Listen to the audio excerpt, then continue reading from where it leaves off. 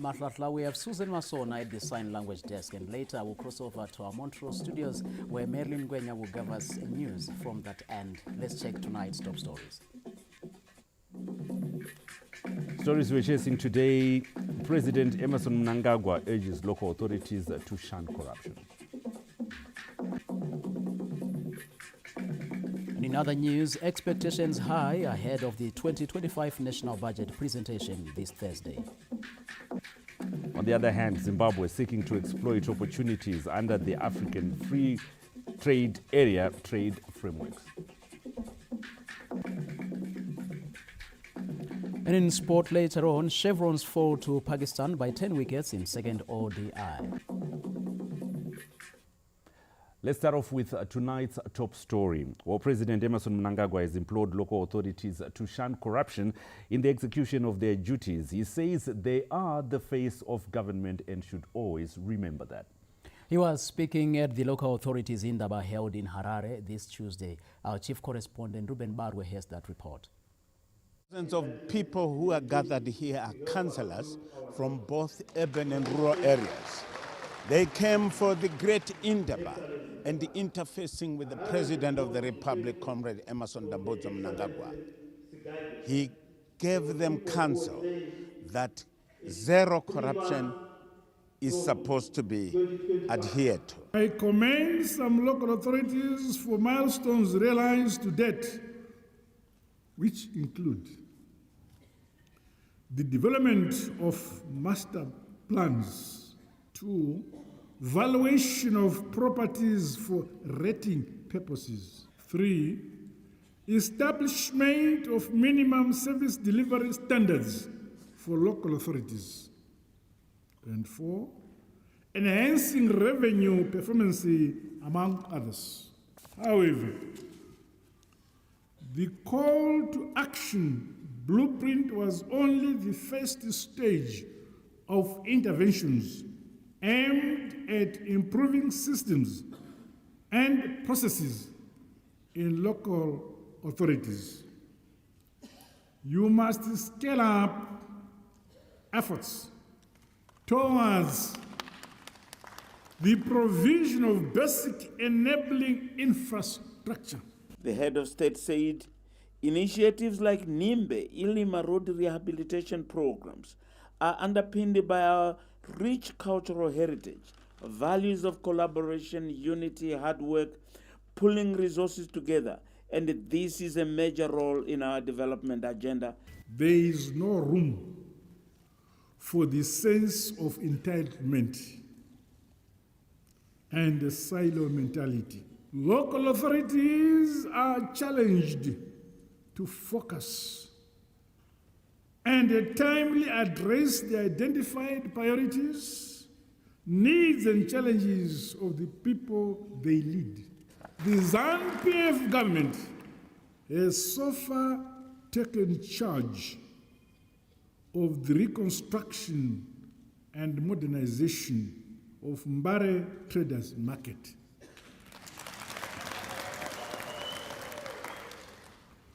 All the responsible implementing ministries, departments and agencies of government are directed to accelerate the construction of this particular project. He is worried with the corruption tendencies both by councillors in urban and rural areas. I'm deeply concerned by the cases of corruption in the local government space and the entire society.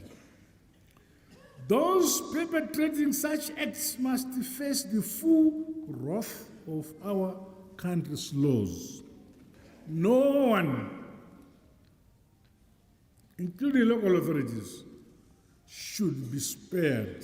The president also touched on the importance of the Chitepo school of ideology that must cut across the political divide.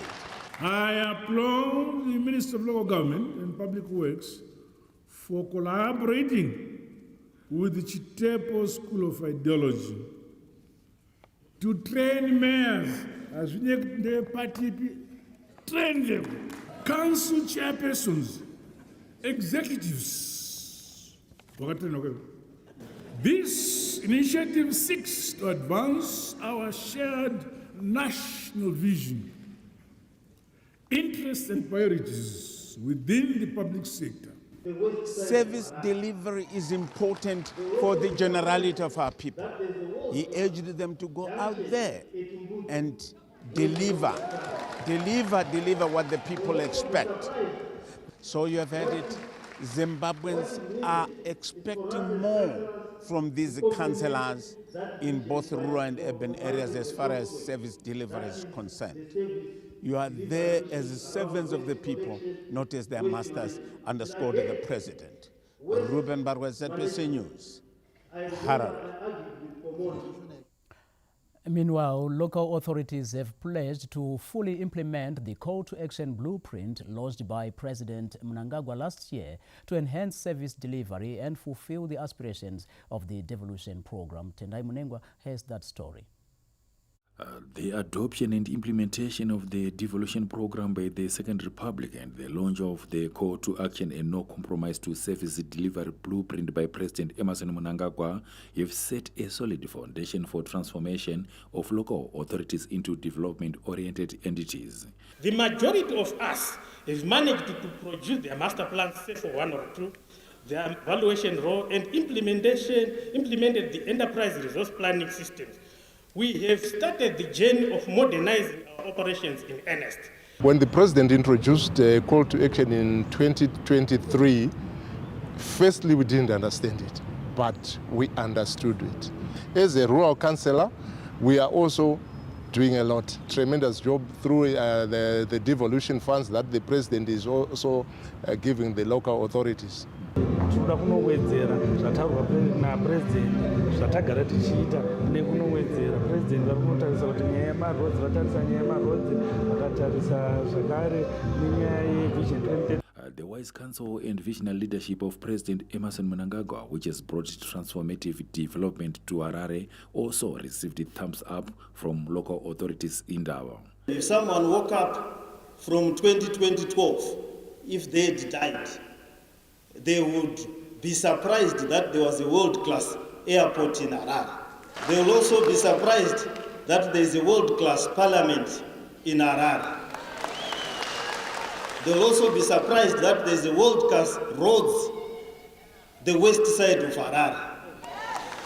They will also be surprised that there is a world-class junction at Mbudzi. What is needed is for us as councillors to complement that vision by providing the software, that is the service delivery issues around waste collection, waste management. There's a tendency by local authorities when they get in, the officials, to maintain the status quo.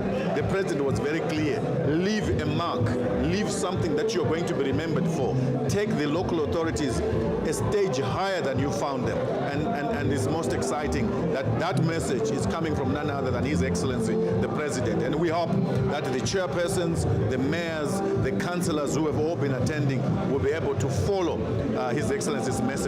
Since the adoption of the devolution concept by the Second Republic, a notable development has been achieved towards construction of affordable housing and roads infrastructure in both urban and rural communities.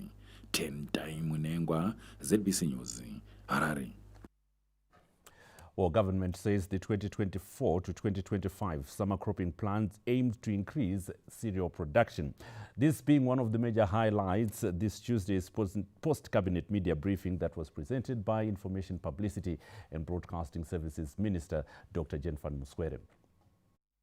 This week's cabinet meeting deliberated on various topical issues, including the SADC Extraordinary Summit of Heads of State and Government held last week to deliberate on lasting peace and security in the region. The summit considered also the report on the summit DRC, which also indicated that the mission had provided stability.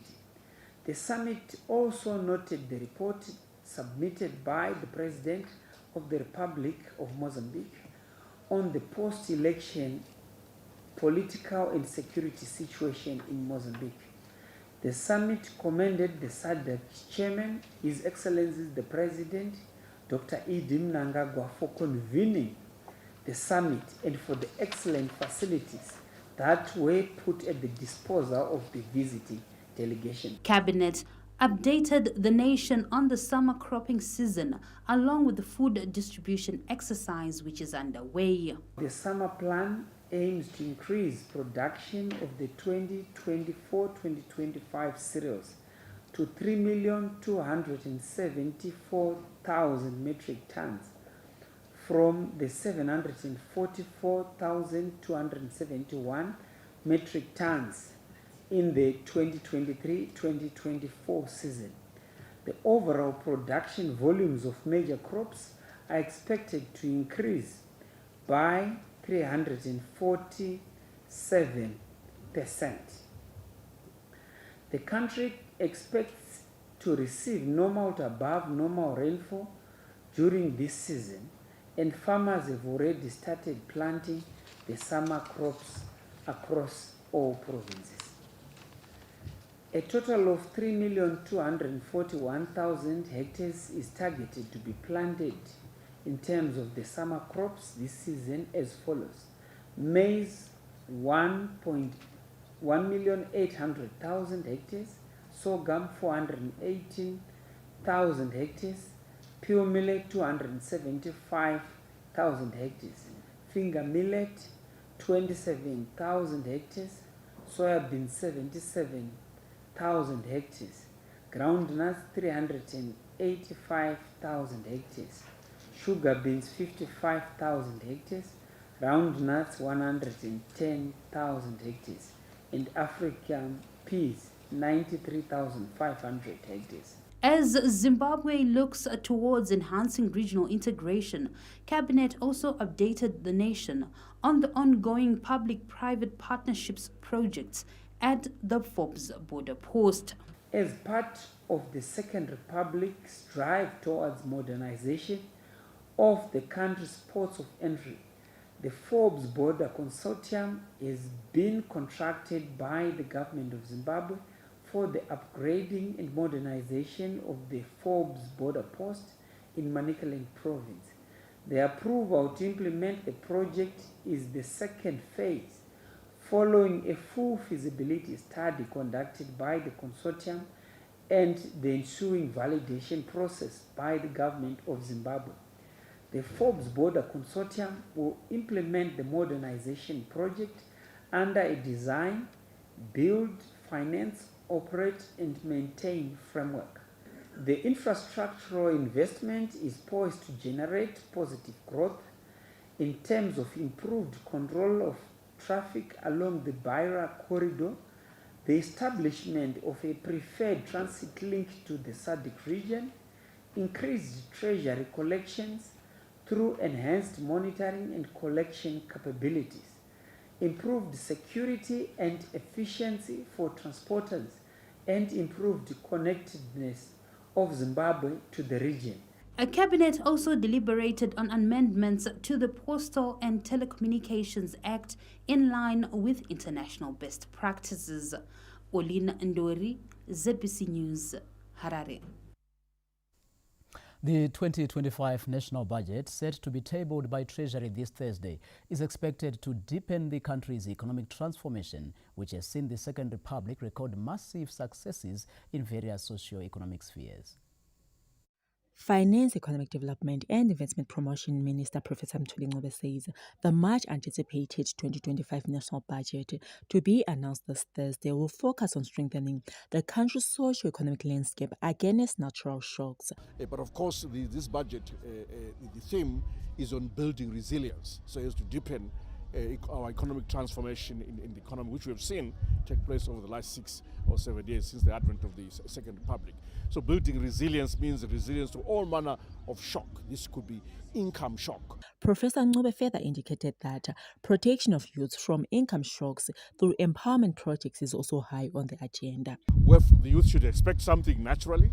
I think they should expect me to continue with the support that we're already giving to the youth, but also to enhance it, to upscale it, without being too specific. Let me just leave it at that. But I can assure you that the youth will be adequately supported through the 2025 budget.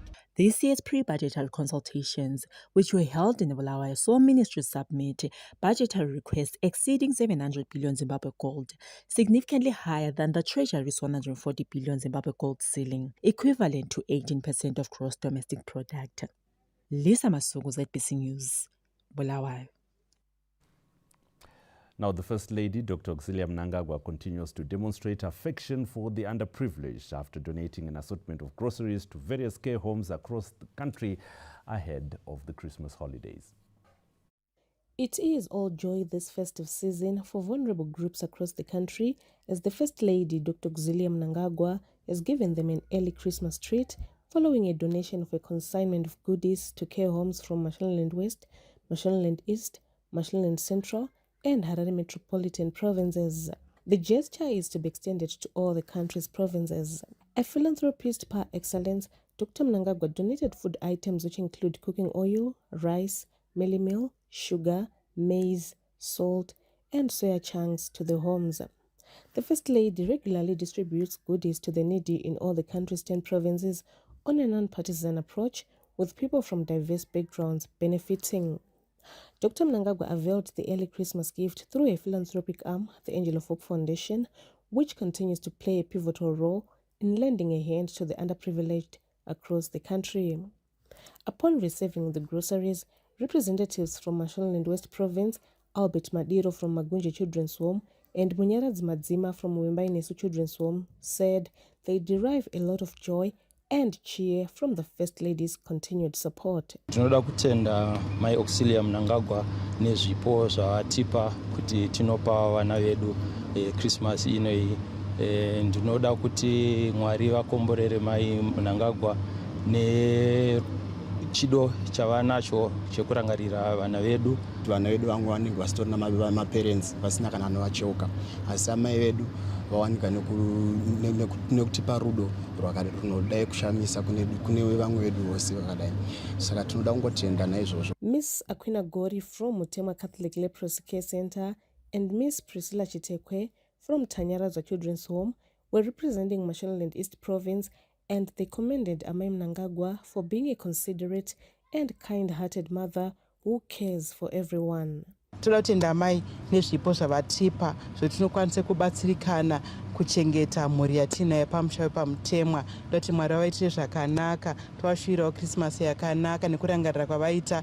Tikuona kuti mhuri dzakawanda dzavanotambira pano chikafu icho, saka toda kuvatenda zvakanyanya. Toda kutenda ndakamirira mhuri yeMash East nekuda kwezvipo zvatapuhwa naamai zvichanoshanda panguva ino ine vane vabereki vari kutarirwa kunge vachitengerwa maChristmas hampa nevabereki vavo, nekuda kwekuti tina amai vakasarudza kuva nesu pese tiri mumufaro wakanyanya semachildren's homes. Tapuhwa zvipo zvakawanda zvokuti even up to January vana vachange vachingosekerera. Care homes in Mashonaland Central Province also benefited from Amai's gesture, with Miss Abigail Marira from Ponesevane Children's Home expressing appreciation to the First Lady for her benevolence, which will go a long way in improving the welfare of the less privileged this Christmas. Ndiri kunzwa kudziirwa ndikunga ndiri panzvimbo ino. Ndinoda kupa chipo chekutenda kuna amai avo varangarira vana vane chipo chekuenzanisa vana vane vabereki nevana vasina vabereki.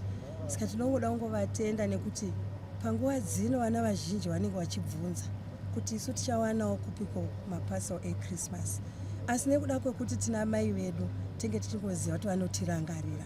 Saka takungokumbira nyasha dzaMwari kuti pari zvino mai vatirangarira zvedu zvaringana. Takuvatenda mai, tokumbira chipo cheupenyu chavanopiwa. Representing care homes from Harare was Pastor Peter Kanetsa from Runyararo Children's Home. Amai akasike kutanga vanoramba vachitirangarira gore rega rega, uyezve kunyange nepakati pegore, nekuziva kuti vana vangu vari kuda kuti tivabatsirewo. Saka nhasi ndoda kuti ndipe kutenda ndakamirirawo Harare Province once again tichiti Mwari dai wavakomborera waropafadze munamato wedu nokuti Mwari wawape makore mazhinji nebasa ravari kuita kuti vapfuurire mberi. Mrs. Catherine Kampila, a director in the Office of the Minister of State for Provincial Affairs and Devolution, Harare Metropolitan Province, was equally grateful. Amai varangarirazve vana vavo. Akasike kutanga taungana pano from various provinces. Amai vakati uyai vana vangu from different homes. I have remembered you this Christmas as she has always done. Nhasi tauya tikati amai vachireranirira varangarira vana vavo. Tiri kunzwa kufara, tiri kunzwa kuvatenda kuti vanosvikira in person, vanosvikira nemoyo. Everything amai is there. Saka tinoda kuvatenda zvakazara, tinoda kuvatenda zvine udzamu negesture avaitai kurangarira vana vavo mumahomes. Vanosvikira kwete mahomes chete. She has reached everyone mumaprovinces akasiyana siyana. Dr. Mnangagwa, who is also the patron of the Angel of Hope Foundation, is spearheading various philanthropic works across the country that have attracted international recognition. A hands-on person, the mother of the nation has always been there to shoulder all the needs of the disadvantaged, including widows, orphans, prisoners, former ladies of the night, the elderly, expecting mothers, and persons with disabilities. The Christmas donation is part of Amai's efforts to ensure everyone has a memorable festive season. Colette Msanyera, ZBC News, Harare. The need for effective strategies that combat gender-based violence was discussed during commemorations to mark 16 days of activism against gender-based violence, organized by the Zimbabwe Women Parliamentary Caucus Monday night. Government, development partners, diplomats and other gender champions joined the Zimbabwe Women Parliamentary Caucus in marking 16 days of activism against gender-based violence at the new Parliament building this Monday. With statistics showing that close to 40% of women in the country have been subjected to physical violence and at least 11.6% have faced sexual violence as of 2022, the country's legislature has recommitted itself to ending gender-based violence through harnessing the Beijing Declaration. In the circumstances, ending gender-based violence is not just a moral imperative, but a prerequisite for the social and economic progress of our country. Honorable members, ladies and gentlemen, this year marks a significant milestone as we approach the 30th anniversary of the Beijing Declaration and Platform for Action. Adopted in 1995, this landmark framework remains the most comprehensive blueprint for achieving gender equality and empowering women worldwide. Challenging traditional practices and norms that perpetuate violence has also been identified as key in fighting the GBV menace. No culture in Zimbabwe do we have that encourages gender-based violence. However, we have got criminals that commit crime and then after that rush to hide behind the banner of culture. The reality is that if we are to truly address gender-based violence, we need everybody to play an equal and active role in changing attitudes. And that includes men and boys taking an equal and active role in calling out misogyny, violence and abusive behaviour.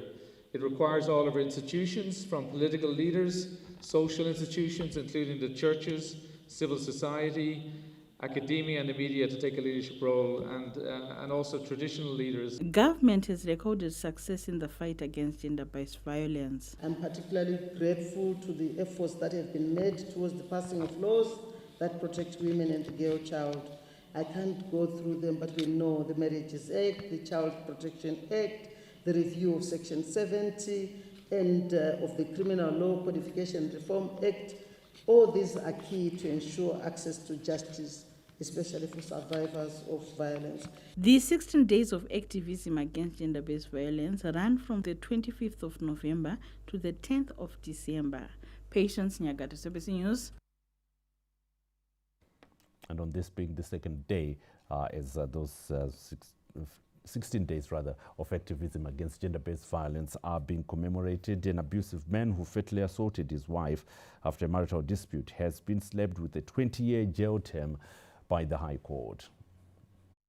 High Court Judge Justice Mnamato Mtevedzi sentenced Wellington Gwashure to 20 years imprisonment for killing his wife. Justice Mtevedzi lamented that all efforts to stem murders resulting from domestic violence are going to naught because the violence continues unabated. He dismissed Gwashure's defense that he was intoxicated when he killed his wife, while pleading with the court to have lenience on him because he compensated the family of the deceased. Justice Mtevedzi said the loss of human life through violence must always be frowned upon. He added that the courts must strive to pass sentences which send the correct message to would-be offenders that appropriately severe punishments will be meted out to anyone who takes the life of another. Gwashure attacked his wife with a log before using open hands and clenched fists. His wife collapsed and later died. Meanwhile, Uzumba legislator and councillor for Ward 15, Uzumba Rural District Council, were brought before Harare Magistrates Court this Tuesday, answering to allegations of stealing 12,000 United States dollars meant for constituency development from a Chinese mining company. Wiriranai Muchemwa, aged 45, and 40-year-old Knowledge Chipindu were remanded in custody pending their bail application set for this Wednesday. Fungai Jachi, ZBC News, Harare. Mushandike irrigation scheme has emerged as a shining example of resilience and determination in the wake of climate change, transforming the lives of hundreds of farmers in Masvingo. One of the oldest irrigation systems in Zimbabwe, Mushandike irrigation scheme has been instrumental in promoting food security and economic resilience in the drought-prone Masvingo province. With the support of government and its partners, the 57 members of the scheme have managed to earn a living over the years despite challenges posed by climate change.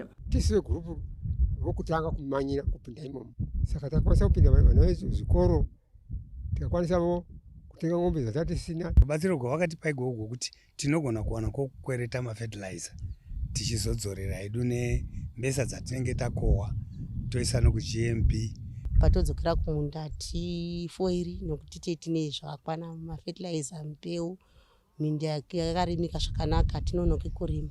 The Mushandike irrigation scheme exemplifies the country's drive to achieve food security and sustainable agriculture, aligning with the country's Vision 2030 goals. This initiative has enhanced food security, promoted agricultural development, and fostered climate resilience, contributing to the United Nations Sustainable Development Goals. As noted by Mrs. Kundai Machengere, Agricultural Extension Officer for Ward 15, the scheme's success is evident in its farmers' ability to plant and harvest crops despite climate change challenges. Mushandike irrigation pari zvino pane batai yekugadzirira kurima. Varimi vakatobva kukohwa wheat. Saka iko zvino wheat vakatoendesa kuGMB, saka vadzoka kumunda. Vari kumhanya nemvura yakambonaya iyi. The Zimbabwe Emergency Food Production Project, set EFPP, has bolstered the Mushandike irrigation scheme's capacity through a collaborative effort between the African Development Bank, AFC Land and Development Bank, the Government of Zimbabwe, and the Food and Agriculture Organization. By providing critical resources and technical expertise, ZEFPP has enhanced the scheme's resilience, productivity, and focus on climate-resilient agriculture, aligning with government's food security and sustainable agriculture aspirations. Abigail Tembo, ZBC News, Masvingo. Now, the resumption of rehabilitation works for the Ulayi-Onkai Road has resumed, with authorities targeting to deliver over 20 kilometers of tarred surface in the next 6 months. Works are now in progress with 2 contractors given the task to continue the rehabilitation of the Ulayi-Onkai Road. One contractor is working on a 10-kilometer section, while 13 kilometers were assigned to another player. Our target, we want to do a 10-kilometer. 10-kilometer road with a asphalt paving. So right now we have done 2.5 kilometers, which is already on phase one. So yes, the only challenge we have right now is the race, but our target is supposed to be 6 months will be done with this 10 kilometer. Then before us, the previous, there's this another guy, the Chinese guy, CCMC, is doing the 13 kilometers. So altogether we'll be having a 23 kilometer road for now.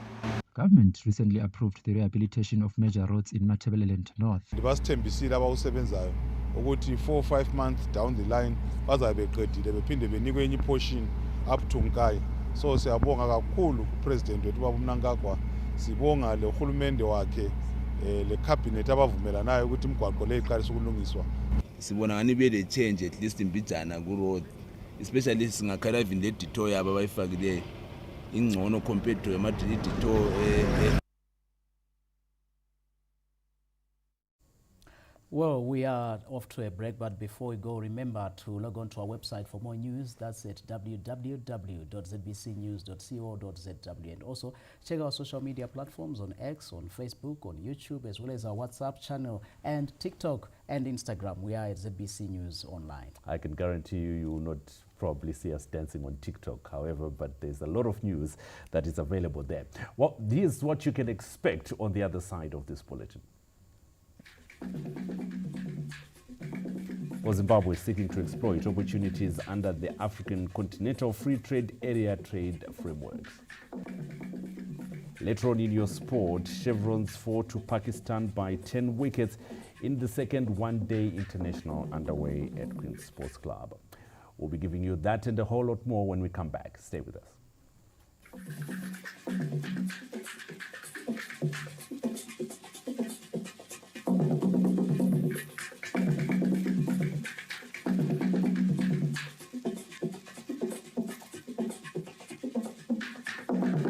Sevenza, zona mwecha uya sevenza, sevenza, mwecha uya sevenza, sevenza, mwecha uya. Abanana prosper. Muchiri mumundana nasi. Arutiko. Penga uyu. Kubona zinasiyana kani? Isoma tato kumuka.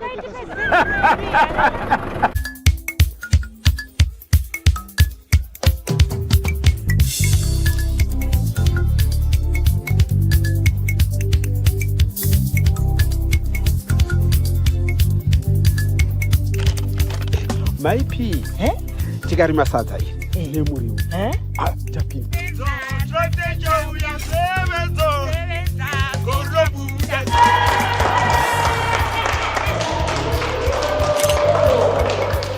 Enter the Seed Go Farming promotion and stand a chance to win. The Attorney General, Honorable V. Mabiza, the Board, Deputy Attorneys General, the Executive Secretary, Management and staff in the Office of the Attorney General congratulate the First Lady of the Republic of Zimbabwe, Dr. Auxilia Mnangagwa, on graduating with a Doctor of Philosophy in Tourism and Hospitality Management. This is a monumental accomplishment that speaks volumes of the First Lady's passion and commitment to the hospitality industry, for which she has given so much. The First Lady of the Republic of Zimbabwe, Dr. Auxilia Mnangagwa, is globally renowned for pioneering and promoting gastronomy tourism, a feat which has earned her the admiration of the United Nations World Tourism Organization. For us, it's an immense honor to witness the First Lady's relentless pursuit of academic excellence, which is practically grounded on promoting the tourism and hospitality industry. This great academic achievement symbolizes tenacity, perseverance, and passion on the part of the First Lady. Congratulations to you, our First Lady, for being a shining example of academic brilliance. You indeed inspire many people in this great nation. As the Office of the Attorney General, we also extend our hearty congratulations to His Excellency, the President of the Republic of Zimbabwe, Dr. E.D. Mnangagwa, and his family for this great achievement. Congratulations, Makorokoto Amhlophe. Our mission is to promote, uphold, protect the rule of law, and defend the public interest through the provision of sound, timeous, efficient, and impartial legal services to the government.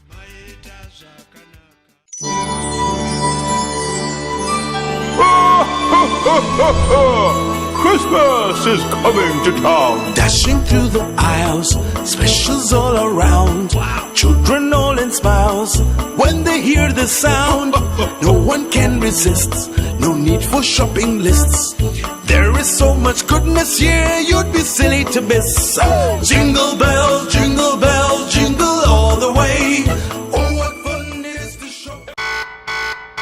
Important notice from the Ministry of Health and Childcare. From the 26th to the 29th of November 2024, the Ministry of Health and Childcare, in collaboration with the Ministry of Primary and Secondary Education, will conduct a national polio vaccination campaign targeting all children below 10 years of age. During this third vaccination round, children will receive drops of novel oral polio vaccine NOPV2 to boost their protection from the circulating poliovirus variant that has been detected in Zimbabwe. Health teams will visit homes and schools to vaccinate all the children who are at high risk of getting poliomyelitis. Vaccination will also take place in health centers, markets, churches, bus stations, and other public places during these days. Health workers will use finger markers to ensure all children below 10 years are visited and vaccinated.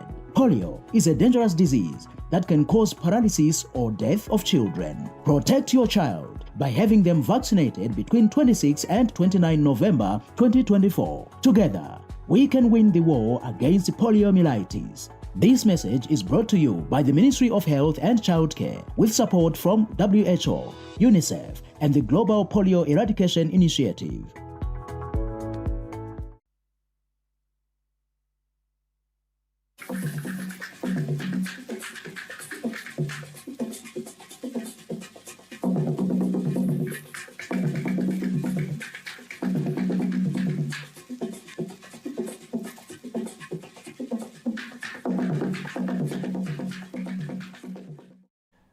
Welcome back. You're still watching the main news. Now, government has expressed commitment to creating a formalized, productive and export-oriented small and medium enterprises sector.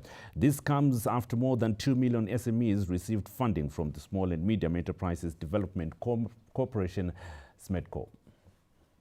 Harare Chamber of SMEs chairperson Mr. Lucky Moyo is among the millions of beneficiaries from government's credit financing institution SMEDCO, which have seen the establishment of a number of entities in various sectors of the economy. His story highlights the crucial role of financing in the development of the SMEs sector. One of the people who benefited from SMEDCO 30 years ago, and I put my plant for cooking oil and soap making. Today I'm somewhere. I'm about to graduate from SMEs, but I would like to take this opportunity to thank SMEDCO, Ministry of SMEs. I still remember the figure was $5,000 US. So SMEDCO to me is my father, my mother. Over 2 million people have benefited from the state-owned enterprise financial services, with a number of projects already underway countrywide to improve the SME sector, including the creation of more workspaces for SMEs. Over the 40 years of existence, we have assisted more than 2 million micro, small and medium enterprises. And in terms of our founding act, which is the Small and Medium Enterprises Act, Chapter 24.12, our main mandate is the provision of credit finance. Then the second pillar, we also provide workspaces, decent workspaces. We have got a number of workspaces which we offer to our clients.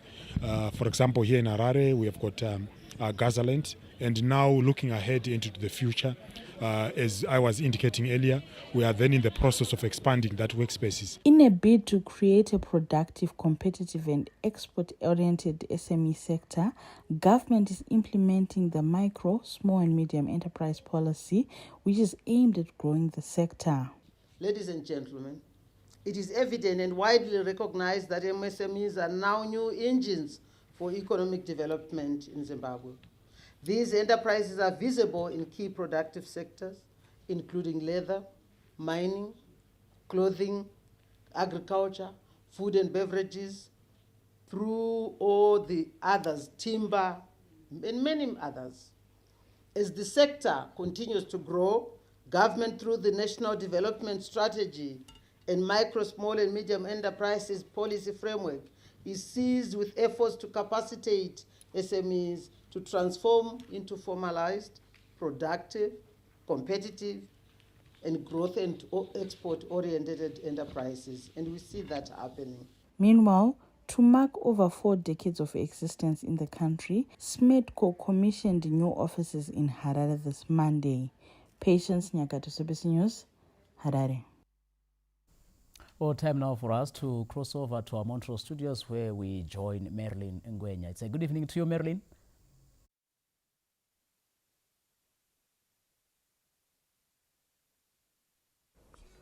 Many thanks to you, Justin and Butler. It is a good evening to you and the viewers at home. We now move on to our following report where the newly established Institute of Chartered Loss Control and Private Security Management is poised to play a pivotal role in Zimbabwe's development as the nation embraces new technology. This institution, born from the recognition of the critical role of security and loss control in national development, is poised to shape the country's trajectory towards a secure and prosperous future. In an interview with this news crew in Bulawayo this Monday, during a sensitization session, the interim president, Colonel retired Dr. Joshua Murire, emphasized the Institute's commitment to professionalizing the security and loss control industry in fostering economic growth, stability, and creating an environment conducive for investment. The Act was actually ascended into law by His Excellency the President on the 20th of August 2023. So the Act is there. We have now produced the regulations which will actually regulate the practitioners in terms of disciplinary mechanism, and is now with the ministry. The Act has been put under the Minister of Finance, so it's now with the ministry so that the regulations can be gazetted as a statutory instrument. We have produced the code of conduct. Right now we have got a team that is working on standards and guidelines that should be complied with by our practitioners. And we are now also on the registration exercise to ensure that we now register qualified loss control and private security practitioners in Zimbabwe. And then we constitute ourselves as a professional body, just like all other professions. That's where we are. By regulating, we are ensuring that we are integrated into the national development strategy. You cannot have a development strategy that operates without security. Everything that we do must be secure. In terms of national assets, in terms of national systems, we want to make sure that all aspects of national development are secured. Be it corruption, we must ensure that the practitioners themselves are clean in the first place. And then secondly, they actually ensure that everything that we do in terms of our development focus has got security systems in place to safeguard our national sovereignty. The Institute will serve as a hub for research and development, focusing on emerging trends and technologies in the security and loss control field. Through partnerships with academia, industry, and government, the Institute will conduct in-depth research to identify vulnerabilities, develop effective mitigation strategies, and inform policy decisions. Cybersecurity is one of the constituent elements that are covered from the Act as well as to our membership, because we do have a function to also regulate, train, and certify cybersecurity experts. And against this particular provision, we ensure that cyber specialists have to toe certain frameworks when they are doing their duties and roles. Security has been very much not regarded as an integral function of organizational profitability and growth and national development. So we are trying to bring stakeholders aware that security is no longer the security of yesterday. It's the security of today that is technology driven. And all technologies that come, they require security measures to be in place. So it's awareness from the practitioner's perspective and from stakeholders' perspective, so that they also even they see the need to employ relevant practitioners in their organizations for that function. The Institute of Chartered Loss Control and Private Security Management's focus on professionalizing the security and loss control industry is seen as a crucial step in enhancing Zimbabwe's attractiveness to foreign investors. The establishment of this institute is testament to government's recognition of the critical role of security and loss control in driving economic growth and social development. Elandmo, ZBC News, Bulawayo. Government has handed over a consignment of foodstuffs to 40 families from Zomukonde area of Mberengwa, whose houses were destroyed by a hailstorm 2 weeks ago. True to its mantra of leaving no one and no place behind, the Second Republic is walking the talk after intervening to assist 40 families in Zomukonde area whose homes were severely destroyed by a violent hailstorm a fortnight ago. The gesture clearly substantiates the government's pronouncement that no one will die of hunger in the wake of challenges brought about by climate change. Ichida kutenda nerubatsiro rwatakwanisa kubatsirwa nehurumende takati taurwa nedambudziko ikava nemuono ikakurumidza kutibatsirawo ikavabatsirawo nechikafu. Chikafu chafana kubetsera vanhu kuti vabetsereke zvikuru sei panzara nepo vachizotsvaga kuti vangagara zvakanaka sei, vangavaka sei misha yavo yakaparara. The assistance is in line with the Second Republic's social protection pillar under the National Development Strategy 1. Tikatarisa munomu makaparadziwa nedutu svonzo rapfuura iri, asi tikangoenda kumaofisi uko tikandochema tikawanikwa nhasi takwanisa kuwana chibage chokuti tipe mhuri dzedu dzanga dzisina kana pokutangira. The heavy rains which ravaged Mberengwa district claimed a 7-year-old girl and left 40 families in Zomukonde area homeless. The National Broad-Based Women Economic Empowerment Framework is undergoing a validation exercise. Through the exercise, the government is seeking to establish a comprehensive approach to empowering women towards national development. The validation exercise held in Bula this Tuesday by the Minister of Women Affairs, Community, Small and Medium Enterprise Development in partnership with the International Labour Organization, funded by the Africa Development Bank, marked a significant step towards realizing the full potential of Zimbabwean women. I-framework iyathuthukisa abafazi nxa bengangena ukuthi bakwazi ukuthi kathesi ama-opportunities apresentwa i-government lokhu lalokhu lalokhu. Nxa mfuna ukufundela lokhu oku-available kathesi ama-opportunities i-government iyavula ukuthi akusela mfazi. If you're ambitious, you can get it. Once it is embraced, women are going to see their value in the economy, in the economic system. And zvichabatsirazve kuti madzimai from the grassroots GDP yemunzvimbo yavari ichasumukira nenyaya ye-entrepreneurship yavanenge vachiita. The proposed framework outlines a strategic vision to address the multifaceted challenges hindering women's economic participation. The framework is holistic and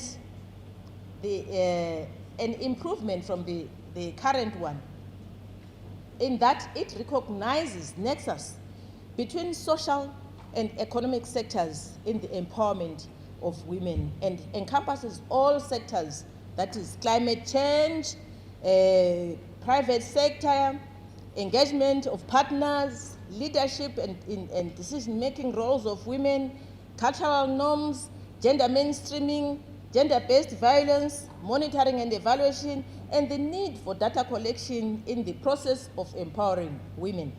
The International Labour Organization notes the international significance of the framework. It aligns itself to key international protocols, to key international conventions, so that it actually speaks holistically to empower women, not only economically, but also empowerment of women is critical for women's development. The framework, which will run from 2025 to the year 2030, will align women economic empowerment with the National Development Strategy and Vision 2030, complemented by other regional and international development strategies. Yolanda Moy, ZBC News, Bulawayo.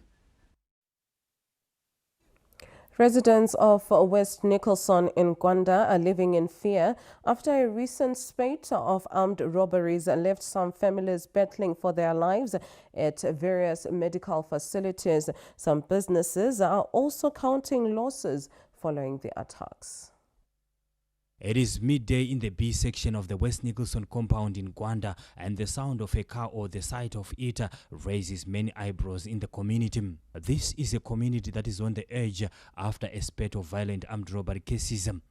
In one homestead, we found a husband nursing his wife who was shot 5 times on the leg while also making arrangements to visit his daughter who is battling for her life at a hospital in Bulawayo after she was shot 4 times.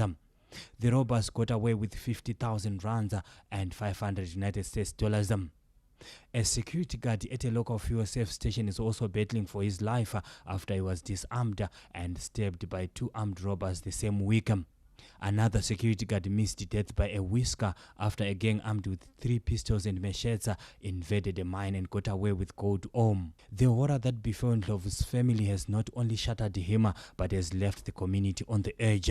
We had to call some non-people in the community to confirm our identity to get to talk to the people, as strangers are no longer welcome in the area.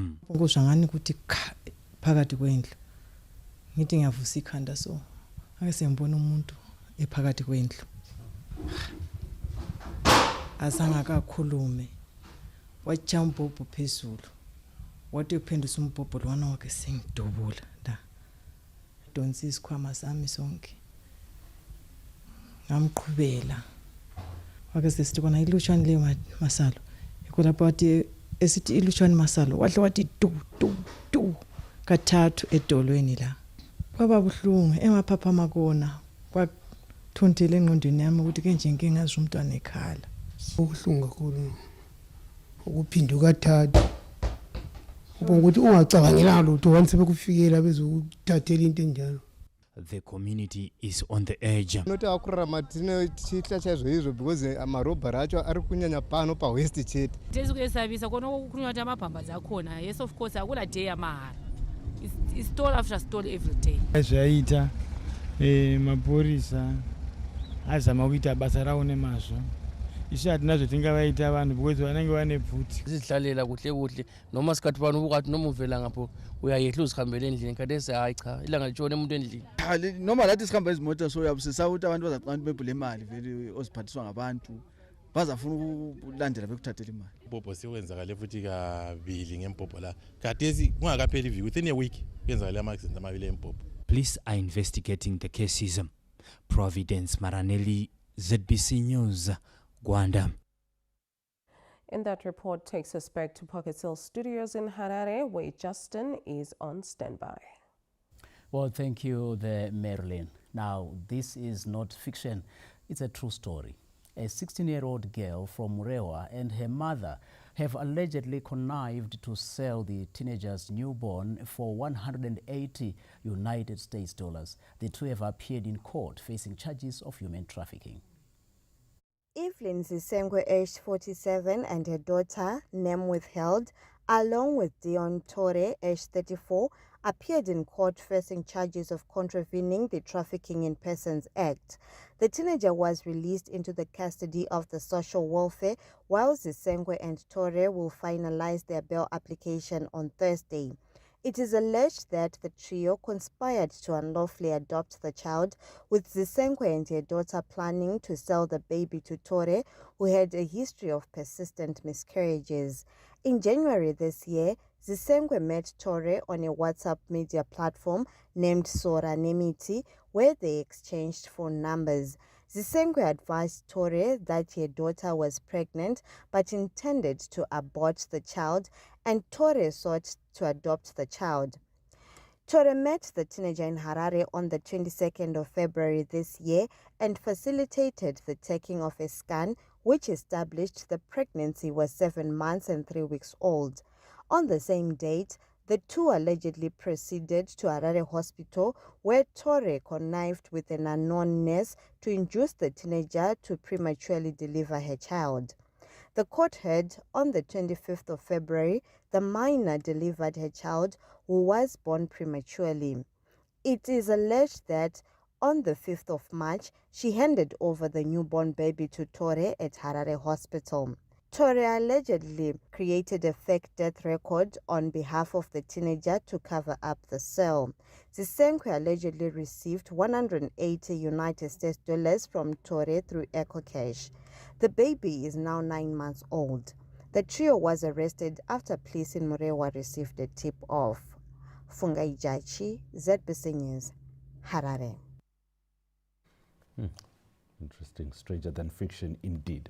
Or that report from Fungai Jaji takes us to another break. When we come back, we look at your business news, the arts, as well as sport.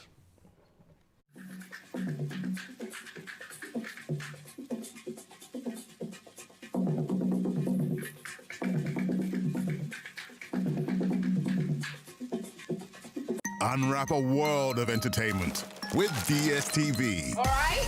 Wow. It's who I am. Time for you to see the world.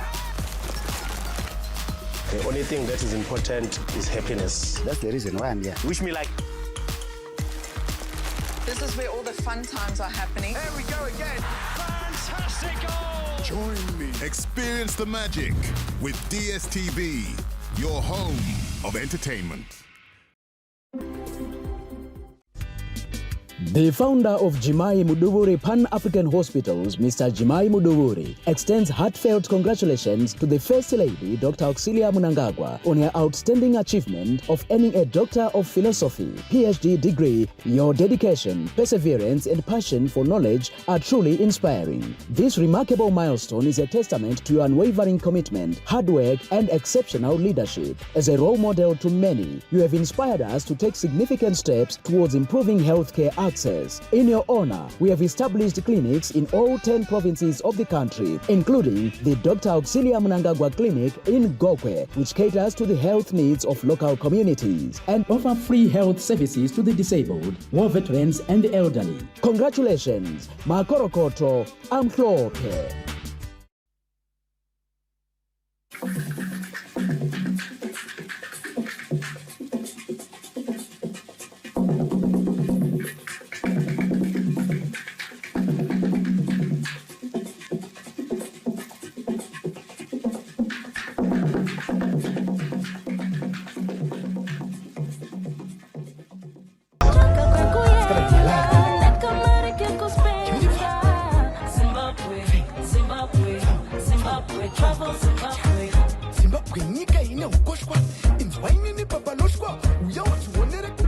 Mwana wese weZimbabwe chanya munyika yakavako mumwaka uno weChristmas watatarisana nawo. Tisabude kunze kwenyika kunopedza mari yedu tichipa vamwe kunze kwenyika. Shoma iyoyo yatinoshandira ziya richibuda ngatiipedzei muno tichifara nehama dzedu neshamwari tichienda kunzvimbo dzakasiyana siyana. Nhasi tauya kuzoparura chirongwa ichi pano patalonja this domestic tourism festive season campaign pano paMazowe Dam Resort tiri muMashonaland Central Province muMazowe West constituents and Mazowe district, leaving no one and no place behind. Vanhu vari kufara sezvamuri kungoona, vari kudya vachigocha, panogochwa nyama kureva kuti panatengerwa mombe yake ikadyiwa, mbudzi yake ikadyiwa, nguruve yake ikadyiwa, tsuro yake ikadyiwa, asi panodiwa ka mavegetables, vamwe vanoisa maonyeni, vanoisa maletisi, matomatisi, ndo zvarimwa kamuraini. Iye atengerwa muraini imomo mugadheni rake, atiwanawo kamari kake, atengerwa nguruve yake, awana kamari kake, uyu ashanyirwawo pano, anobva ati kupinda pano panoita mari yakati, ndo zviri kutaurwa nababa Mnangagwa kuti vision 2030 yavo nyika yekwavo inenge ine upper middle income, mumwe nomumwe achiwana chake.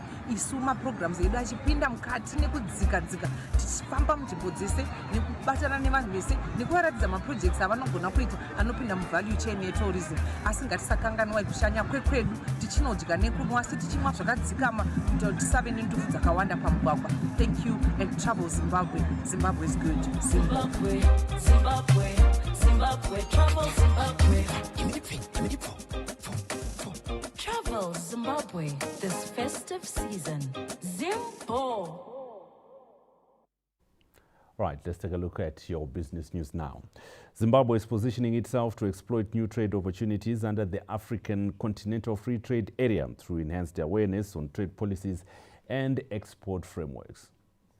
3 years after the historic signing of the Africa Continental Free Trade Area, AFCTA, signatory nations are preparing for rapid investment and expansion of business opportunities.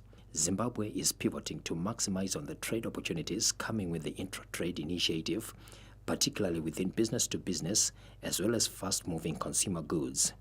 It is with this in mind that authorities are preparing sectors to understand the trade protocols, policies and frameworks coming under the AFCTA after an engagement with women and youth entrepreneurs was held in Harare this Tuesday. With the opening up of the borders for Zimbabwean trade, we're saying we're going beyond the SADC and COMESA regional areas, wherein we're saying your trade has been confined to these local regional trading blocks.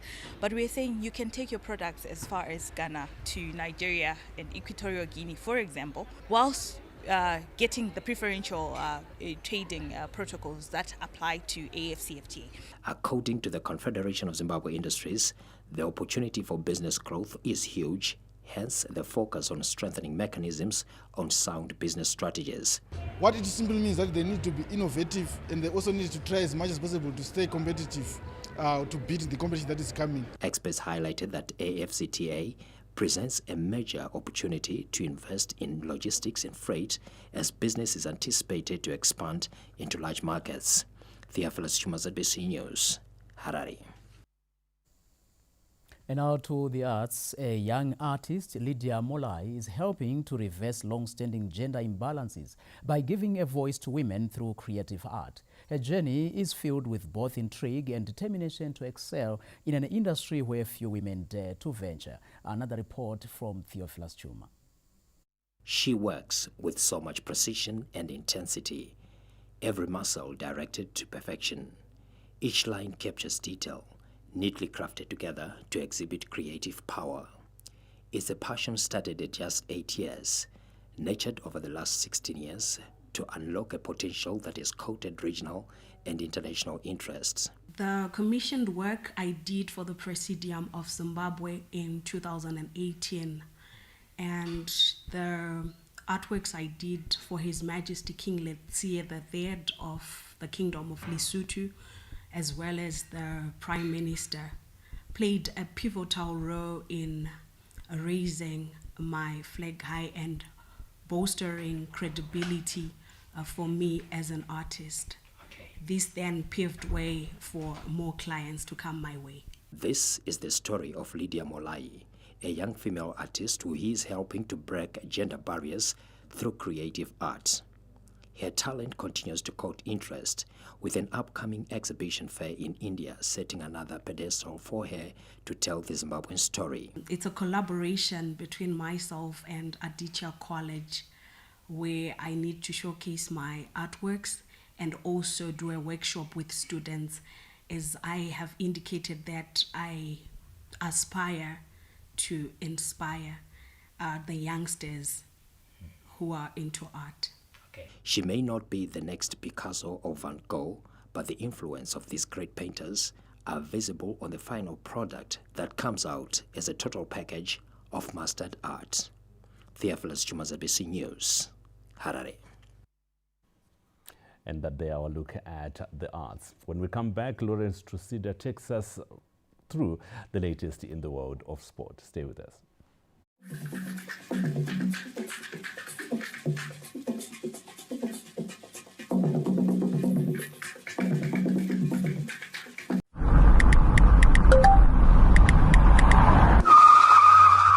Texting while driving. What a dangerous thing to do on the wheel. Be smart. Put the phone down. Don't text and drive. This message is brought to you by the Traffic Safety Council of Zimbabwe. Safety first. There is no second chance.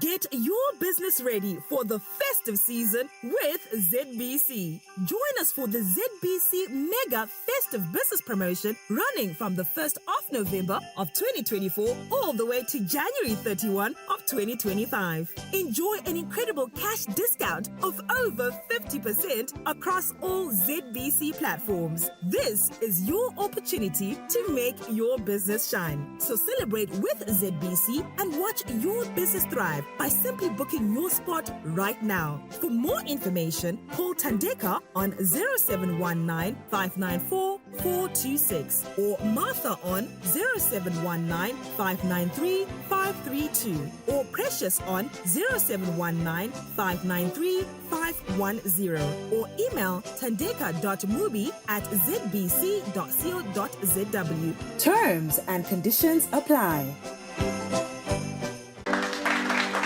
Thank you to everyone who played a part in the success of the ZBC Classic Golf Day.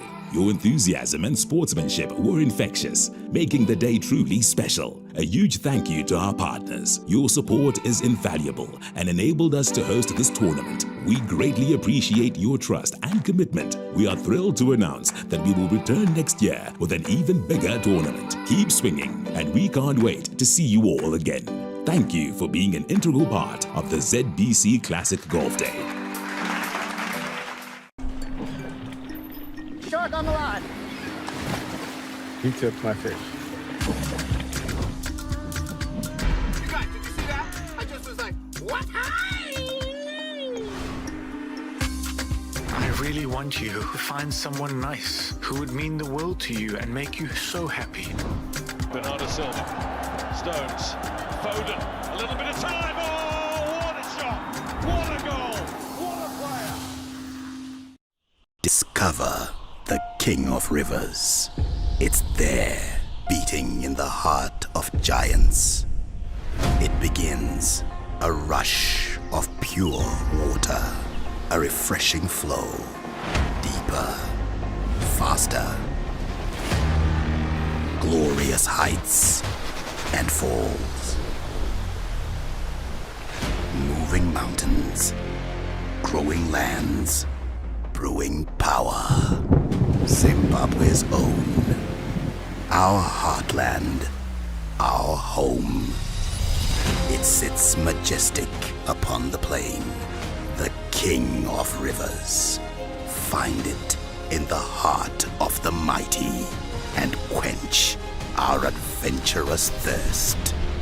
Zambezi, Zimbabwe's own lager.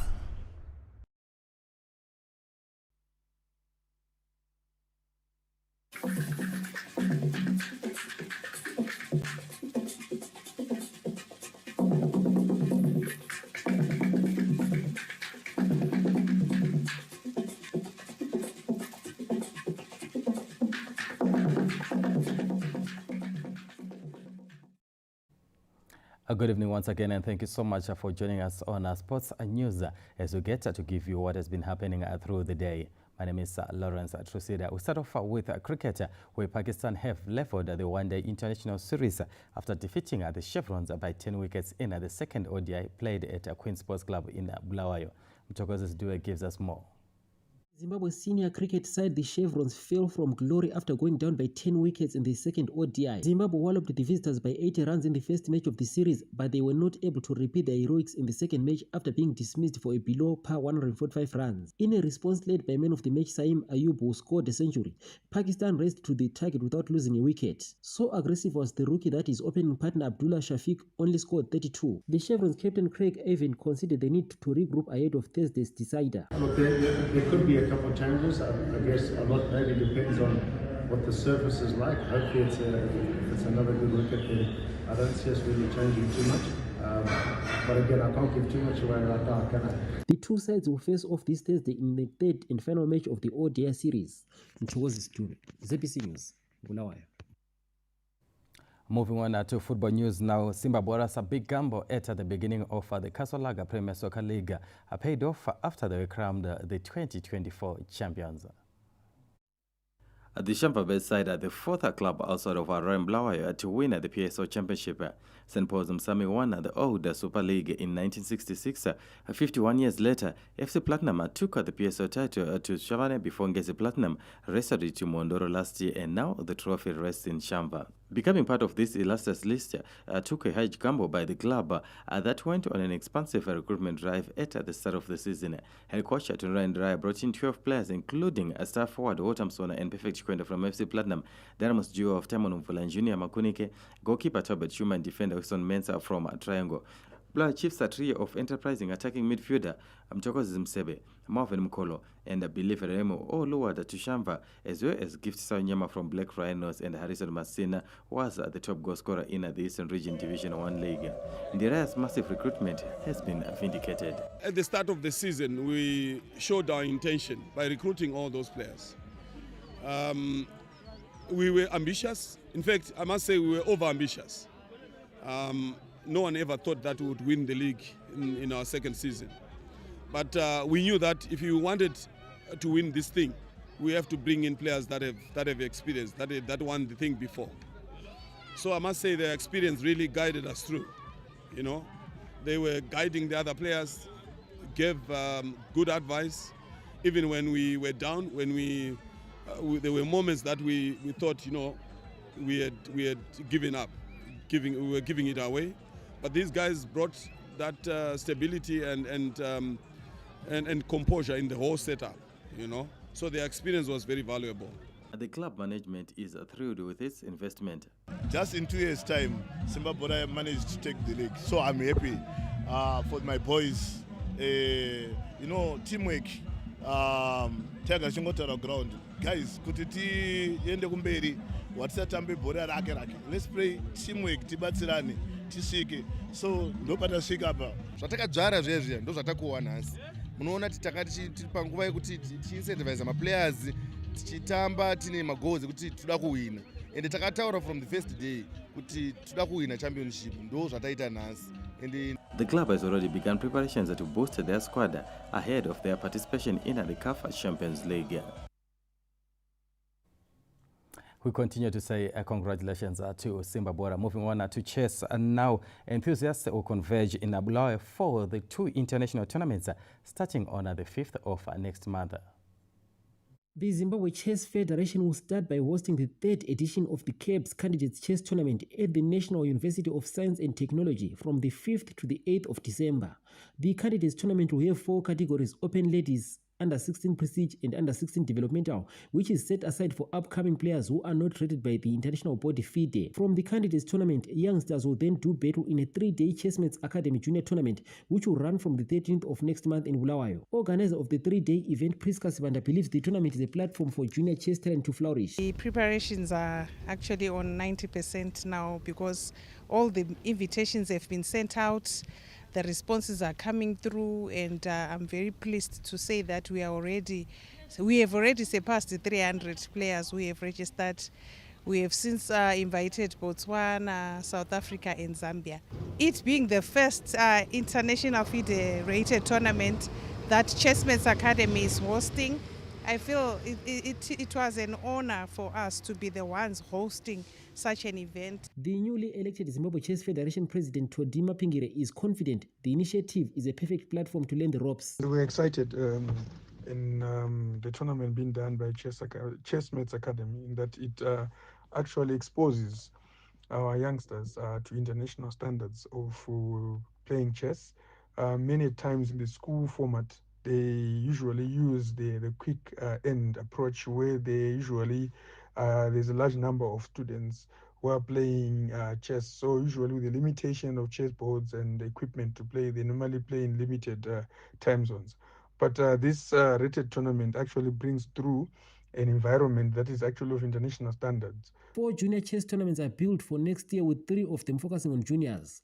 Meanwhile, this weekend all roads lead to Gokos Chess High School for a 2-day Midlands Chess Festival with around 40 chess players expected at the annual event. Mchokozi Dube, ZBC News, Bulawayo. That's all we managed to have for you in sports news this evening. It's now time for the weather update.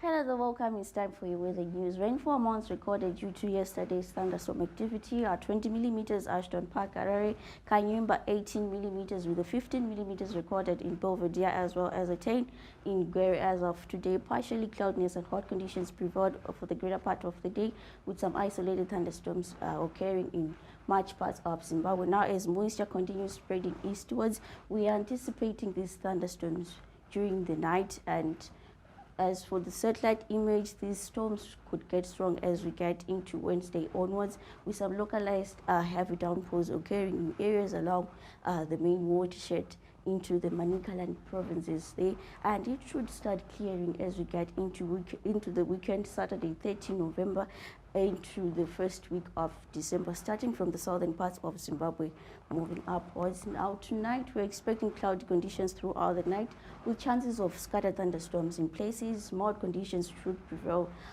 throughout the night. As for tomorrow, it should be generally warm for the whole country, with partly cloud conditions during the day and overnight cloud conditions. Scattered thunderstorms are probable in quite a number of places over Zimbabwe. Bulawayo is forecast to be partly cloudy during the day with overnight cloudy conditions. Chinoi, scattered thunderstorms cannot be ruled out, especially as we get into Friday. Gwanda, partly cloudy with chances of scattered thunderstorms. Guero, the Midlands, partly cloudy, warm during the day with chances of scattered thunderstorms. For Harare, we're expecting isolated heavy downpours in places. Kadoma, the Midlands, chances of scattered thunderstorms in places. Gariba, very warm during the day with scattered thunderstorms in places. For Lupane, very hot during the day with chances of scattered thunderstorms in places. Kwekwe, scattered thunderstorms in places, very hot for the greater part of the week.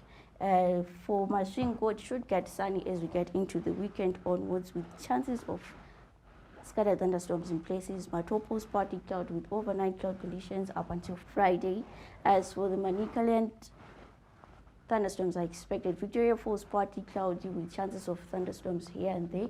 Now, that's all on weather news. Thank you for tuning in. Christine Sander signing out.